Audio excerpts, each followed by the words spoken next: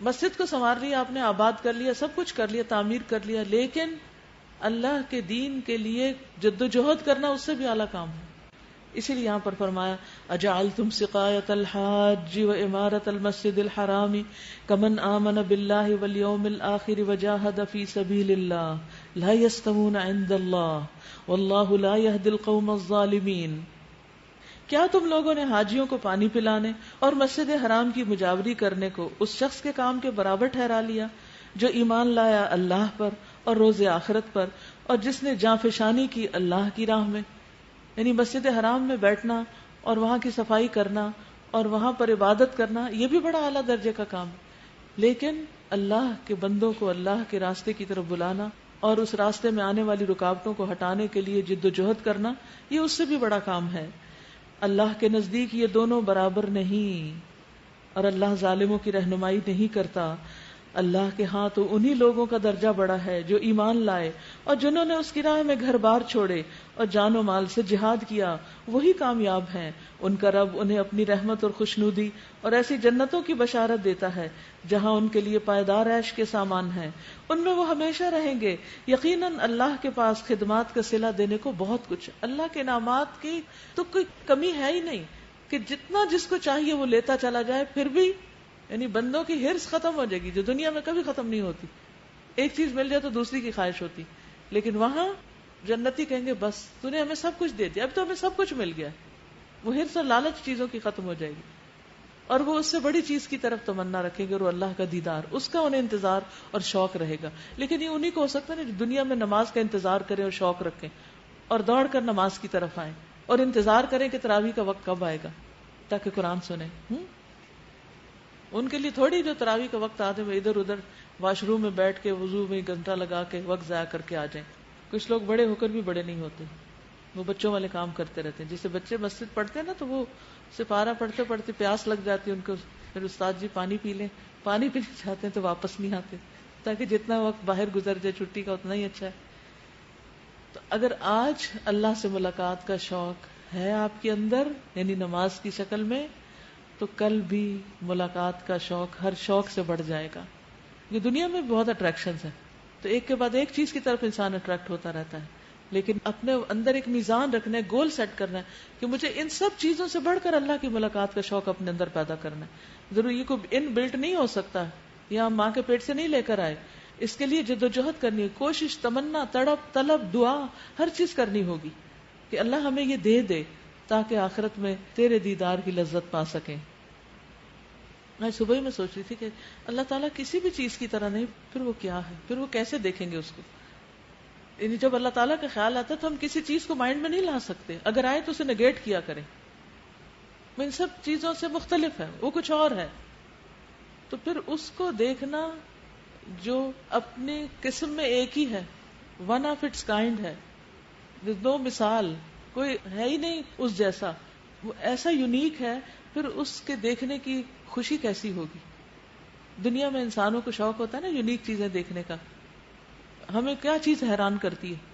کوئی بھی انہونی چیز دیکھیں، مثلا اگر تتلی دیکھ لیں آپ، اس کے رنگ مختلف دیکھیں تو آپ کو ایک دم بڑی بڑی چیزیں آپ کے پاس پڑی رہ جائیں گی اور آپ تتلی کے پیچھے بھاگنے لگ جائیں گے. ایک معمولی سی چیز، کیوں؟ اس لیے کہ وہ یونیک ہے اس وقت. تو یہ انسان کی ایک طلب ہوتی، تو اللہ سبحانہ وتعالیٰ تو ہر چیز سے بڑھ کر یونیک ہے. تو اس کے دیدار اور اس کو دیکھنے کا جو شوق ہے، جو محبت ہے، وہ ہمارے دل میں ہر چیز سے زیادہ ہونی چاہیے. کھانے پینے سے اور دنیا کی جتنی چیزوں سے جس بھی کسی کا شوق، ان سب سے بڑھ کر. اور دنیا کی چیزوں کا شوق نکل نہیں سکتا جب تک وہ شوق لگ نہ جائے. ہم دنیا کے دھوکے، متاع الغرور کی بات بار بار کر رہے ہیں نا ہر روز، تو یہ متاع الغرور سے نکل نہیں سکتے جب تک حقیقت کو نہ پا سکیں. کبھی ہے حقیقت منتظر نظر آ لباس مجاز میں، ہزاروں سجدے تڑپ رہے ہیں میری جبین نیاز میں. لیکن کہاں تڑپ رہے ہیں؟ اللہ کی پہچان کے بغیر اس کے آگے سجدہ کرنے کے لیے کوئی نہیں تڑپتا. جب اس کی قدر و منزلت معلوم ہوتی ہے تو پھر ہی انسان اس کے آگے صحیح معنوں میں جھک سکتا ہے. وجاہدوا فی سبیل اللہ باموالہم وانفسہم اعظم درجۃ عند اللہ، اور انہوں نے اللہ کے راستے میں جہاد کیا اپنے مالوں اور جانوں کے ساتھ. اعظم درجۃ عند اللہ، اللہ کے ہاں ان کا درجہ سب سے بڑا ہے، بہت بڑا ہے. وَأُولَئِكَ هُمُ الْفَائِزُونَ، اور یہی لوگ اصل میں کامیاب ہونے والے ہیں، فائزین ہیں. یبشرہم ربہم برحمت من ورضوان وجنات لہم فیہا نعیم مقیم. ان کا رب انہیں اپنی رحمت اور خوشنودی اور ایسی جنتوں کی بشارت دیتا ہے جہاں ان کے لیے پائیدار عیش کے سامان ہیں، وہ کبھی ختم نہیں ہوں گے، ان میں وہ ہمیشہ رہیں گے، ہمیشہ اٹرنل ہے جنت. یقیناً اللہ کے پاس خدمات کا صلہ دینے کو بہت کچھ ہے. ان اللہ عندہ اجر عظیم، اللہ سبحانہ وتعالی کے پاس اجر عظیم ہے. یا ایھا الذین آمنوا لا تتخذوا آباءکم واخوانکم اولیاء ان استحبوا الکفر علی الایمان. اے لوگوں جو ایمان لائے ہو، اپنے باپوں اور بھائیوں کو بھی اپنا دوست نہ بناؤ، ان سے محبت نہ کرو اگر وہ ایمان پر کفر کو ترجیح دیں. تم میں سے جو ان کو دوست بنائیں گے وہی ظالم ہوں گے. اے نبی کہہ دیجئے کہ اگر تمہارے باپ اور تمہارے بیٹے اور تمہارے بھائی اور تمہاری بیویاں اور تمہارے عزیز و اقارب اور تمہارے وہ مال جو تم نے کمائے ہیں اور تمہارے وہ کاروبار جن کے ماند پڑ جانے کا تم کو خوف ہے اور تمہارے وہ گھر جو تم کو پسند ہیں، تم کو اللہ اور اس کے رسول اور اس کی راہ میں جہاد سے عزیز تر ہیں، تو انتظار کرو یہاں تک کہ اللہ اپنا فیصلہ تمہارے سامنے لے آئے. اللہ فاسق لوگوں کی رہنمائی نہیں کیا کرتا. تو اس سے کیا پتہ چلتا ہے کہ ہمیں مال، اولاد اور تمام لوگوں سے بڑھ کر اللہ، اس کے رسول اور اللہ کے راستے میں جد و جہد کرنے سے محبت کرنا ہے، ہر چیز سے بڑھ کر. اور اب پیشن ہونا چاہیے کیونکہ اس کا اجر سب سے بڑا ہے. اور جب تک کسی چیز سے محبت نہیں ہوتی انسان قربانی نہیں کر سکتا، وہ ورنہ چٹی ہوتی ہے، تاوان ہی ہوتا ہے، جرمانہ سمجھتا ہے جو کچھ دینا پڑتا ہے، مال دینا پڑے یا وقت دینا پڑے تو انسان اس کو بوجھ سمجھتا ہے. اوہ پھر ڈیوٹی لگ گئی، اوہ پھر یہ کام کرنا پڑے گا. نہیں، وہ تو وسائل کے نہ ہونے کی وجہ سے روتے ہیں کہ اللہ تو میرے لیے ذریعہ بنا کہ میں تیرے راستے میں کچھ کر سکوں. اس لیے یہ ہمارے لیے ایک بہت واضح معیار قائم کر دیا گیا کہ ہماری محبتوں کا معیار کیا ہے، ہمیں سب سے بڑھ کر کس چیز سے محبت ہے. تو یہاں تو سب پر لکیر پھیر دی گئی، آبا، ابنا، اخوان، ازواج، عشیرہ، اموال، تجارت، مساکن، سب پیچھے، اور اس کے مقابلے میں اللہ اور اس کا رسول اور اس کے راستے میں جہاد، جد و جہد، یہ آگے. تو ہماری زندگی کا گول کیا ہونا چاہیے کہ سب سے بڑھ کر اللہ سے محبت کرنے والے، اللہ ایسی محبت کی ٹھنڈک ہمارے دلوں میں ڈال دے کہ اس سے بڑھ کر کسی چیز سے محبت نہ ہو. اور اس کے بعد انسانوں میں سب سے بڑھ کر محمد الرسول اللہ صلی اللہ علیہ وسلم سے محبت ہونی چاہیے، مال، جان، اولاد، ہر چیز سے بڑھ کر. اور اس کے بعد اللہ کے راستے کا کام، خواہ وہ میدان جنگ میں ہو یا اس کے علاوہ ہو، جو بھی قسمت میں ہو، نصیب میں ہو. کیونکہ اللہ کے راستے میں جہاد کیا ہے؟ مثلا قرآن مجید میں قرآن کی تبلیغ کو بھی جہاد کبیر کہا گیا ہے. قرآن مجید میں آتا ہے وَجَاهِدْهُمْ بِهِ جِهَادًا كَبِيرًا، یعنی جہاد کا لفظ صرف قتال کے لیے استعمال نہیں ہوتا، قتال کے لیے بھی ہے، اور قتال کے علاوہ ہر اس سخت محنت، جد و جہد اور کوشش کے لیے جو اللہ کے دین کو پھیلانے کے لیے کی جاتی ہے، چاہے وہ قلم سے ہو، چاہے وہ زبان سے ہو، چاہے وہ مال سے ہو، چاہے اپنی انٹیلیجنس سے ہو، چاہے وہ اپنی کسی سکل کے ذریعے ہو، کوئی بھی چیز. ہماری جاب پیچھے اور ہمارا اللہ کے راستے میں دین کی خدمت کرنا آگے. یعنی ایسا پیشن کہ باقی ہر چیز اس کے سامنے ماند پڑ جائے، باقی چیزیں ضرورت کے تحت کر رہے ہوں اور اس کے لیے جی رہے ہوں اور مر رہے ہوں. جب تک یہ تڑپ نہیں ہوگی اس وقت تک سچے مومن نہیں قرار پائیں گے. کیونکہ زبانی یہ دعویٰ کرنا اللہ سے محبت ہے بڑا آسان ہے، لیکن محبت کے لیے قربانی کرنا، اپنا وقت دینا، اپنی جان دینا اور اپنی انا قربان کرنا اور اپنی اعلیٰ ترین خدمات کو، جس کو اگر دنیا میں لگایا جائے تو ملینئر بن جائیں، ان کو دین کے لیے استعمال کر کے اللہ کے بندوں کو جہنم کی آگ سے بچانے کی فکر کرنا، ان تک خیر کا پیغام پہنچانا، ان تک قرآن کی تعلیم کو عام کرنا، اس کے لیے جینا ہے ہمیں. یہ ہماری زندگی کا مقصد. وہ جیسے ایک سادے سے شعر میں بھی ہے نا، میری زندگی کا مقصد تیرے دین کی سرفرازی، تیرے دین کی سرفرازی یعنی بلندی. میں اسی لیے مسلمان، میں اسی لیے نمازی، یعنی میری نماز، روزہ، ہر چیز اصل میں اس کام کی تیاری کے لیے ہے، وہ الگ سے کچھ نہیں. یہ سب کچھ جو کر رہے ہیں، جو روزہ رکھ رہے ہیں، کس چیز کی پریکٹس ہو رہی ہے؟ صبر کی، کنٹرول کرنے کی، کہ اپنے بھوک، پیاس، جذبات، نفسانی خواہشات، ہر چیز کو کنٹرول کرو گے تو کچھ کام کر سکو گے. اگر کنٹرول نہیں ہوگا تو بڑے بڑے کیے ہوئے کاموں کو بھی ڈھا کے برباد کر دو گے. تو نماز کس لیے؟ یعنی جب ہمیشہ میں آیت پڑھتی ہوں نا وَقَلِيلًا مِّنَ اللَّيْلِ مَا يَهْجَعُونَ، تو سمجھ نہیں آتی کیا کریں، لیکن آج کل بہت اچھی طرح سمجھ آ رہی. ہمیں فورس کر دیا گیا ہے قلیلا من اللیل ما یہجعون، کہ راتوں کو بہت کم سوتے ہیں.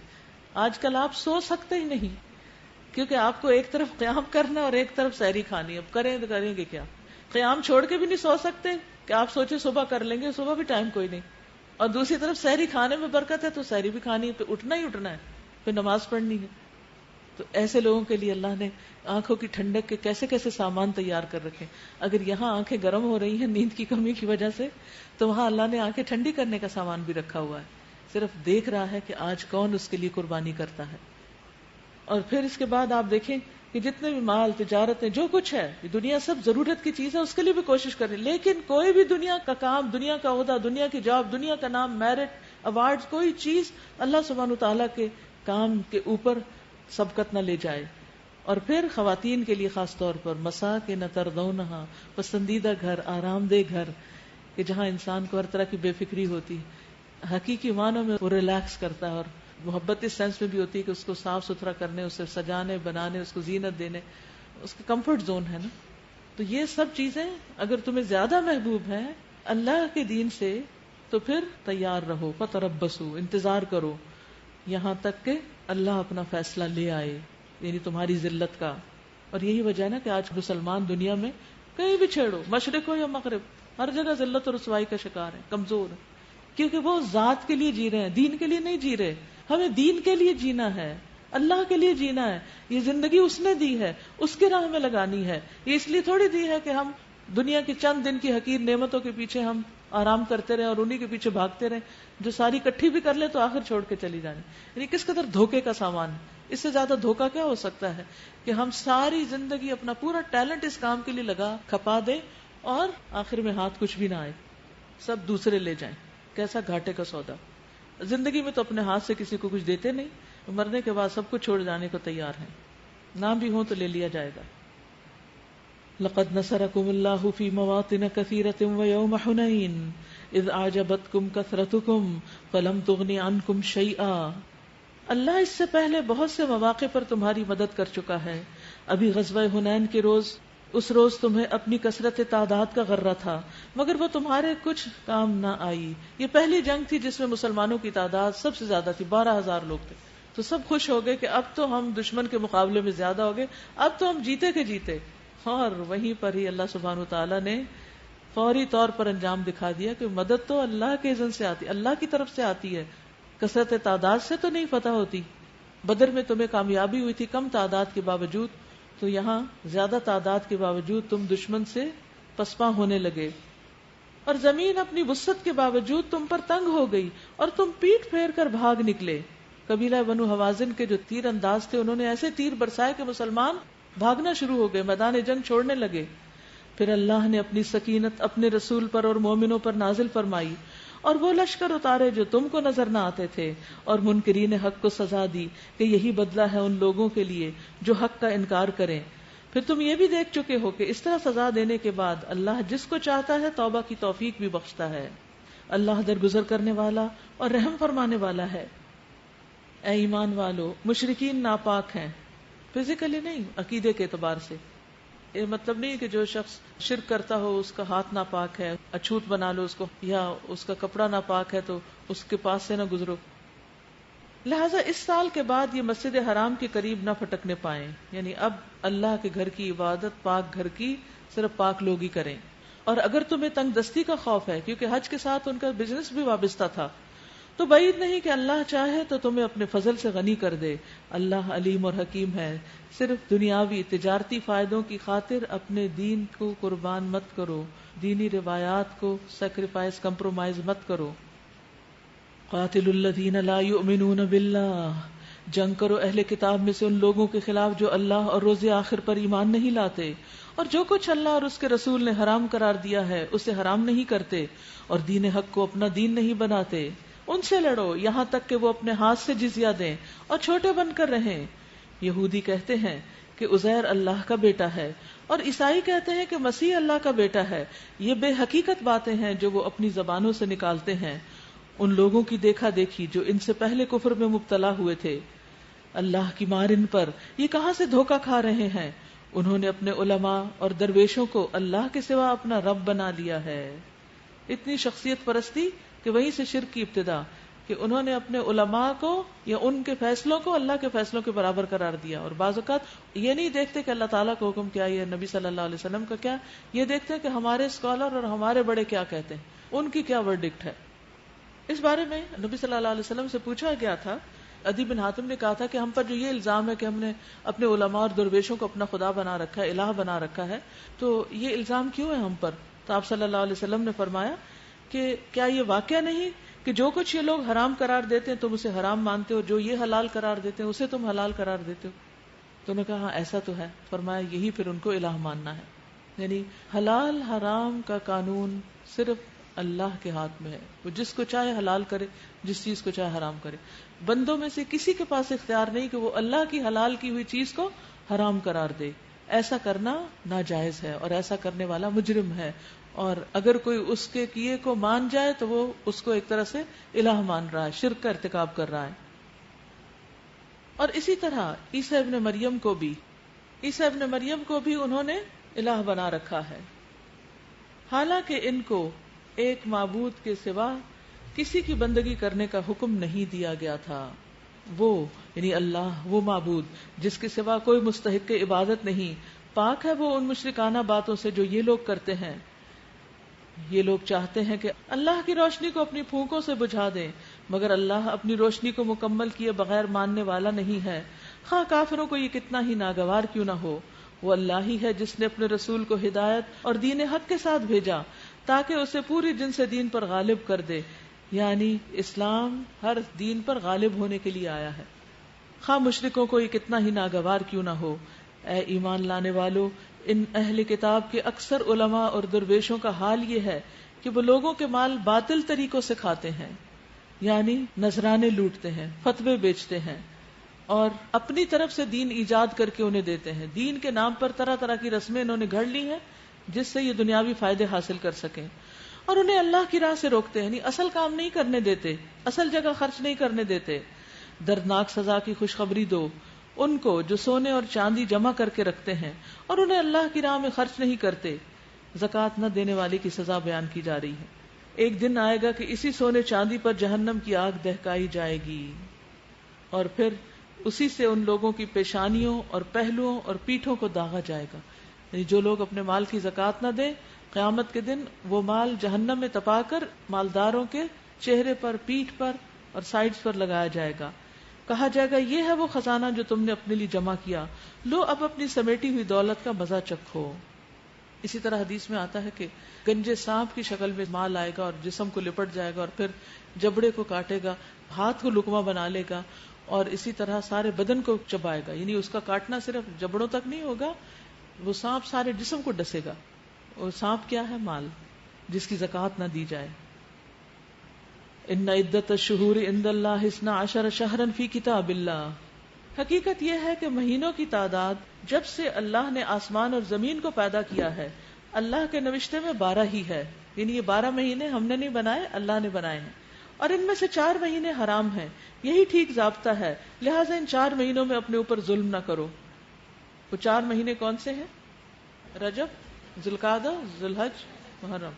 اور مشرکوں سے سب مل کر لڑو جس طرح وہ سب مل کر تم سے لڑتے رہے ہیں، اور جان رکھو کہ اللہ متقیوں کے ساتھ ہے.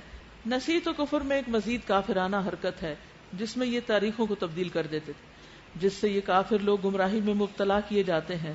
کسی سال ایک مہینے کو حلال کر لیتے ہیں اور کسی سال اس کو حرام کر دیتے ہیں تاکہ اللہ کے حرام کیے ہوئے مہینوں کی تعداد بھی پوری کر لیں اور اللہ کا حرام کیا ہوا حلال بھی کر لیں.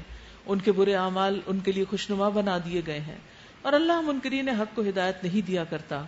یا ایھا الذین آمنوا، اے لوگو جو ایمان لائے ہو، تمہیں کیا ہو گیا ہے جب تم سے اللہ کی راہ میں نکلنے کے لیے کہا گیا تو تم زمین سے چمٹ کر رہ گئے. زمین سے چمٹ کر رہ گئے اشارہ ہے غزوہ تبوک کی طرف، جو ایک بہت ہی فیصلہ کن مار کا آراہ جنگ تھی جس کے لیے نکلنے کو کہا گیا. یہ الگ بات ہے کہ وہاں پہنچ کر پھر جنگ ہوئی نہیں، لیکن اس میں ہر ایک کو آزما لیا گیا تھا، سب کو کھلے عام نکلنے کی دعوت دی گئی تھی. کیا تم نے آخرت کے مقابلے میں دنیا کی زندگی کو پسند کر لیا؟ ایسا ہے تو تمہیں معلوم ہو کہ دنیاوی زندگی کا یہ سب سر و سامان آخرت میں بہت تھوڑا نکلے گا. فما متاع الحیات الدنیا فی الآخرۃ الا قلیل. تم نہ اٹھو گے تو خدا تمہیں دردناک سزا دے گا اور تمہاری جگہ کسی اور گروہ کو اٹھائے گا اور تم اس کا کچھ بھی بگاڑ نہ سکو گے. وہ ہر چیز پر قدرت رکھتا ہے. تو اس سے کیا پتہ چلتا ہے کہ دنیا کا سامان بہت قلیل ہے. رسول اللہ صلی اللہ علیہ وسلم نے فرمایا، اللہ کی قسم دنیا آخرت کے مقابلے میں اس طرح ہے جس طرح تم میں سے کوئی آدمی اپنی شہادت کی انگلی دریا میں ڈالے، پھر اس انگلی کو نکال کر دیکھے کہ اس پر کیا لگا ہے. بس یہ ہے دنیا، جو تھوڑی دیر میں ہاتھ خشک ہو جاتا ہے. آپ نہ بھی پوچھے کسی چیز سے تو خود ہی ویپوریٹ ہو جاتا ہے. تو دنیا کا جو کچھ ہے وہ تھوڑے ہی عرصے میں سب خود بخود ویپوریٹ ہو جاتا ہے، چاہے ہم کتنا بھی اکٹھا کر لیں. اول تو ہے تھوڑا اور وہ بھی جلد ختم ہونے والا ہے. آپ صلی اللہ علیہ وسلم نے فرمایا، بے شک اللہ نے اس دنیا کو قلیل بنایا. اب دنیا کا جو حصہ باقی ہے وہ بھی قلیل ہے، وہ قلیل سے بھی قلیل ہے، اور اس میں جو باقی رہ گیا اس کی مثال پانی کے ایک حوض کی طرح ہے جس کا سارا صاف پانی پیا جا چکا ہے، اب باقی گدلا پانی. اس حدیث کو کیسے سمجھیں گے آپ؟ ہر چیز میں پولوشن، سمندروں میں پولوشن، ہواؤں میں پولوشن. یعنی دنیا میں کوئی جگہ ایسی نہیں رہی کہ جہاں آپ یہ کہیں کہ یہ بہت ہی پیور اور خالص اور فریش اور اچھی ہے. غذاؤں میں پولوشن، کھانے کی چیزوں میں، پہننے کی، ہر چیز کے اندر ایسی ملاوٹیں ہیں کہ جن کو بعض اوقات انسان جانتا ہے اور بعض اوقات جانتا بھی نہیں. تو یہ نبی صلی اللہ علیہ وسلم کا فرمان کس قدر سچا ہے کہ پہلے ہی دنیا تھوڑی رہ گئی ہے اور اس تھوڑے کا بھی جو بچ گیا ہے وہ بھی بہت گدلا ہے، خراب ہے، اس قابل نہیں کہ انسان یہاں کا مال سمیٹے. اس لیے ہمیں اپنی زیادہ بڑی ایفرٹ اس کام کے لیے لگانی چاہیے کہ ہم اپنی آخرت کے لیے کچھ جمع کر سکیں. جو کچھ بھی، جو طریقہ، جو طاقت اللہ نے آپ کو دی ہے، جو اسکل آپ کو دی ہے، اس کے ذریعے محنت کر کے. کیونکہ یہ نہیں ہو سکتا کہ آپ آرام سے سوئیں، آرام سے جئیں، آرام سے اٹھیں، مزے سے اپنی زندگی گزارے اور پھر کہیں آپ جو کوئی تھوڑا فارغ وقت ملے گا پھر میں کچھ اللہ کے دین کے لیے بھی کام کروں گی. ایسے نہیں ہوا کرتا، کچھ نہ کچھ بہرحال قربان کرنا پڑتا ہے. تو اللہ تعالیٰ فرماتے ہیں الا تنفروا يعذبكم عذابا الیما. اگر تم نہیں نکلو گے اللہ تمہیں دردناک عذاب دے گا، ایسی مصیبت میں ڈالے گا کہ ہوش بھول جائیں گے. وَيَسْتَبْدِلْ قَوْمًا غَيْرَكُمْ، اور تمہیں بدل کر ایک اور قوم کو لے آئے گا. اللہ اور لوگ پیدا کر دے گا. تم منہ موڑتے ہو تو موڑ جاؤ، اللہ کے دین کا کام نہیں رکنے والا. وَلَا تَضُرُّوهُ شَيْئًا، اور تم اس کو کچھ بھی نقصان نہیں دے سکتے. وَاللَّهُ عَلَى كُلِّ شَيْءٍ قَدِيرٌ، اور اللہ ہر چیز پر قدرت رکھتا ہے. إِلَّا تَنْصُرُوهُ فَقَدْ نَصَرَهُ اللَّهُ، اگر تم اس کی مدد نہیں کرو گے یعنی اپنے پیغمبر کی تو تحقیق اللہ نے اس کی مدد کی. اذ اخرجہ الذین کفروا، جب اس کو ان لوگوں نے نکال دیا جنہوں نے کفر کیا. ثانی اثنین اذ ہما فی الغار اذ یقول لصاحبہ لا تحزن ان اللہ معنا فانزل اللہ سکینتہ علیہ وأیدہ بجنود لم تروها وجعل کلمۃ الذین کفروا السفلی وکلمۃ اللہ ہی العلیٰ واللہ عزیز حکیم. جب وہ صرف 2 میں کا دوسرا تھا، اشارہ ہے غار ثور کی طرف، جب نبی صلی اللہ علیہ وسلم ہجرت کے بعد پناہ لیے ہوئے تھے حضرت ابوبکر کے ساتھ، جب وہ دونوں غار میں تھے، جب وہ اپنے ساتھی سے کہہ رہا تھا غم نہ کر اللہ ہمارے ساتھ ہے، کیونکہ حضرت ابوبکر کو بہت فکر لگ گئی تھی کیونکہ کفار بہت قریب پہنچ چکے تھے. اس وقت اللہ نے اس پر اپنی طرف سے سکون قلب نازل کیا، ورنہ ایسے موقع پر پینک ہو کے انسان کچھ بھی ری ایکشن کر سکتا ہے. اور اس کی مدد ایسے لشکروں سے کی جو تم کو نظر نہ آتے تھے، اور کافروں کا بول نیچا کر دیا اور اللہ کا بول تو اونچا ہی ہے. اللہ زبردست اور دانا و بینا ہے. نکلو خواہ ہلکے ہو یا بوجھل اور جہاد کرو اللہ کی راہ میں اپنے مالوں اور اپنی جانوں سے، یہ تمہارے لیے بہتر ہے اگر تم جانو. یعنی جان بھی لگاؤ، مال بھی لگاؤ. مال کمانے کے لیے مت جاؤ، مال لگا کے جاؤ اور آخرت کماؤ. لو کان عرضا قریبا وسفرا قاصدا، اے نبی صلی اللہ علیہ وسلم اگر فائدہ سہل الحصول ہوتا اور سفر ہلکا ہوتا تو وہ ضرور تمہارے پیچھے چلنے پر آمادہ ہو جاتے، مگر ان پر تو یہ راستہ بہت کٹھن ہو گیا. اب وہ اللہ کی قسمیں کھا کھا کر کہیں گے اگر ہم چل سکتے تو یقیناً تمہارے ساتھ چلتے. وہ اپنے آپ کو ہلاکت میں ڈال رہے ہیں، اللہ خوب جانتا ہے کہ وہ جھوٹے ہیں. عفا اللہ عنک لما اذنت لہم، اے نبی صلی اللہ علیہ وسلم اللہ آپ کو معاف کرے، آپ نے انہیں کیوں اجازت دی؟ آپ کو چاہیے تھا کہ ان کو خود رخصت نہ دیتے تاکہ تم پر کھل جاتا کہ کون لوگ سچے اور کون جھوٹے، جھوٹوں کو بھی تم جان لیتے۔ جب نبی صلی اللہ علیہ وسلم غزوہ تبوک کے لیے تیاری کر رہے تھے تو منافقین جھوٹے بہانے کر کے اجازت لے رہے تھے کہ ہم ساتھ نہیں جا سکتے، تو نبی صلی اللہ علیہ وسلم ہر ایک کا عذر قبول کرتے۔ اچھا تمہارا یہ مسئلہ ہے، کوئی کہتا تھا میری طبیعت ٹھیک نہیں، اچھا جاؤ کوئی بات نہیں، میری بیوی ٹھیک نہیں، اچھا جاؤ تم کوئی بات نہیں، اچھا میرے بچے بیمار ہیں، اچھا جاؤ ٹھیک ہے، یعنی ہر ایک الگ الگ بہانہ لے کر آیا کہ ہم ساتھ نہیں جا سکتے، تو آپ صلی اللہ علیہ وسلم نے ان کے عذر قبول کر لیے۔ تو اللہ تعالیٰ فرماتے ہیں کہ آپ ان کے عذر قبول نہ کرتے، پھر دیکھتے کہ سچے کون ہیں۔ جو لوگ اللہ اور روز آخر پر ایمان رکھتے ہیں وہ تو کبھی تم سے یہ درخواست نہ کریں گے کہ انہیں اپنی جان و مال کے ساتھ جہاد کرنے سے معاف رکھا جائے، اللہ متقیوں کو خوب جانتا ہے۔ ایسی درخواستیں تو صرف وہی لوگ کرتے ہیں جو اللہ اور روز آخر پر ایمان نہیں رکھتے، جن کے دلوں میں شک ہے اور وہ اپنے شک ہی میں متردد ہو رہے ہیں۔ تو اس سے کیا پتہ چلتا ہے کہ دین کے کام میں کام چوری کرنے والا وہ ہے دراصل جس کا ایمان یا تو ہے نہیں، یا ہے تو کچا ہے، کمزور ہے، یا ہے تو شک والا ہے، یعنی شک سے خالی نہیں، نفاق کی ایک قسم میں مبتلا ہے۔ دیکھیے ہم کہتے ہیں ہم اللہ سے محبت کرتے ہیں، اللہ کے رسول سے محبت کرتے ہیں، دین سے محبت کرتے ہیں، لیکن جب دین کا کوئی اہم کام ہوتا ہے تو اس وقت ہمارا طرز عمل کیا ہوتا ہے؟ اس کو چھوٹی سی مثال سے سمجھیے، ہم اپنے بچے سے محبت کرتے ہیں، اگر بچے کو بخار ہو جائے تو ہمارا طرز عمل کیا ہوتا ہے؟ اس وقت ہمارے دل کی حالت کیا ہوتی؟ اس وقت ہم اپنے سارے پروگرام کینسل کر کے بچے کے سرانے بیٹھیں گے، کیوں؟ کیونکہ بچے کی محبت کا تقاضا ہے۔ لیکن دین سے بھی ہم محبت کا دعویٰ کرتے ہیں، اور جب دین کے لیے کوئی قربانی کرنی پڑتی ہے تو پھر ہمارا طرز عمل کیا ہوتا ہے؟ کیا اس وقت ہم عذر سامنے لے کر آتے ہیں یا پھر قربانی کے درجے پر اس کام کو آگے بڑھاتے ہیں؟ تو امتحان سب کا ہوتا ہے اور آئندہ بھی ہوتا رہے گا، اس لیے اللہ تعالیٰ سے دعا کرنی چاہیے کہ اللہ تعالیٰ ہمارے اندر سے ہر طرح کا نفاق دور کر دے، جس کی ہمیں خبر ہے یا جس کی ہمیں خبر نہیں، اور جب اللہ کے راستے میں کسی قسم کی قربانی کرنی پڑے تو ہم عذر بہانے نہ تراشیں۔ اگر واقعی ان کا نکلنے کا ارادہ ہوتا تو اس کے لیے کچھ تیاری کرتے، لیکن اللہ کو ان کا اٹھنا پسند ہی نہ تھا، اس لیے اللہ نے انہیں سست کر دیا اور کہہ دیا گیا کہ بیٹھ رہو بیٹھ رہنے والوں کے ساتھ۔ اگر وہ تمہارے ساتھ نکلتے تو تمہارے اندر خرابی کے سوا کسی چیز میں اضافہ نہ کرتے، وہ تمہارے درمیان فتنہ پردازی کے لیے دوڑ دھوپ کرتے، اور تمہارے گروہ کا حال یہ ہے کہ ابھی اس میں بہت سے ایسے لوگ موجود ہیں جو ان کی باتیں کان لگا کے سنتے ہیں، ان سے بہت امپریسڈ ہیں۔ اللہ ان ظالموں کو خوب جانتا ہے، اس سے پہلے بھی ان لوگوں نے فتنہ انگیزی کی کوششیں کی ہیں اور تمہیں ناکام کرنے کے لیے یہ ہر طرح کی تدبیروں کا الٹ پھیر کر چکے ہیں، یہاں تک کہ ان کی مرضی کے خلاف حق آ گیا اور اللہ کا کام ہو کر رہا۔ یعنی پچھلی جنگوں میں بھی ایسے لوگ موجود تھے جو جنگ تبوک کے موقع پر ہیں، لیکن اب تو یہ جنگ ایسی تھی کہ جس میں کوئی ایسا نہ بچا کہ جس کا نفاق کھل کے سامنے نہ آ گیا ہو، کیونکہ سخت قربانی کا وقت تھا۔ اللہ تعالیٰ بعض وقت ہوتے ہیں چھوٹی چھوٹی قربانیوں سے آزماتے ہیں، اور بعض وقت ہوتے ہیں بڑی سخت قربانی کا مطالبہ آ جاتا ہے، اور خصوصاً ایسے موقع جس میں واقعی کفر اور اسلام کی ایسی جنگ ہو کہ ایمان کو خطرہ لاحق ہو۔